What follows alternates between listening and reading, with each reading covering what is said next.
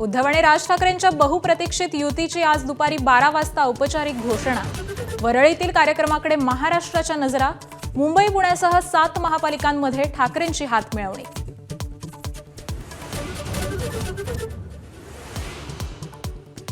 ठाकरेंच्या पत्रकार परिषदेसाठी ब्ल्यू सी हॉटेलमध्ये व्यासपीठ सज्ज। व्यासपीठावर केवळ बाळासाहेबांचा फोटो आणि दोन्ही पक्षांची चिन्ह।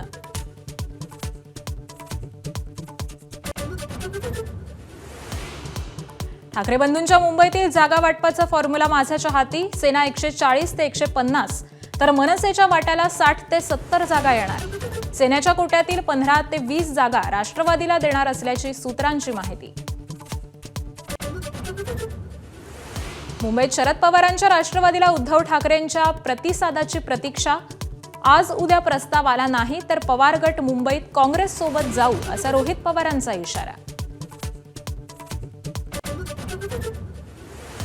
पुण्यात दोन्ही राष्ट्रवादी एकत्र येण्यावरून शरद पवारांच्या राष्ट्रवादीत मतभेद। पवारांचे निष्ठावान प्रशांत जगताप राजीनाम्याच्या वाटेवर तर अजित पवारांसोबत जाण्यावरून काँग्रेसमध्येही 2 मतप्रवाह। उपमुख्यमंत्री शिंदे आणि भाजप प्रदेशाध्यक्ष रवींद्र चव्हाणांमध्ये मध्यरात्री 5 तास खलबतं। ठाणे केडीएमसीतील जागा वाटपाबाबत चर्चा अंतिम टप्प्यात। लवकरच अधिकृत घोषणा।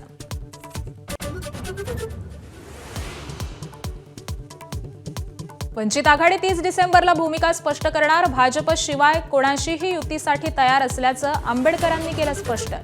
शिंदे, अजित पवार, शरद पवार, उद्धव ठाकरेंसोबत चर्चा सुरू। आंबेडकरांची माहिती।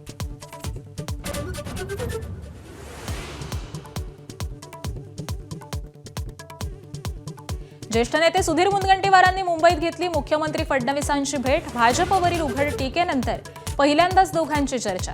मात्र विकासात्मक कामांवर चर्चा झाल्याची मुनगंटीवारांची माहिती।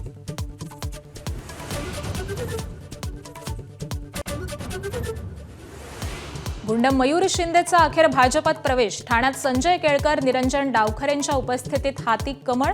मयूर शिंदेवर हत्या, खंडणी, पोलिसांना मारहाण असे गंभीर गुन्हे। एबीपी माझा, उघडा डोळे बघा नीट।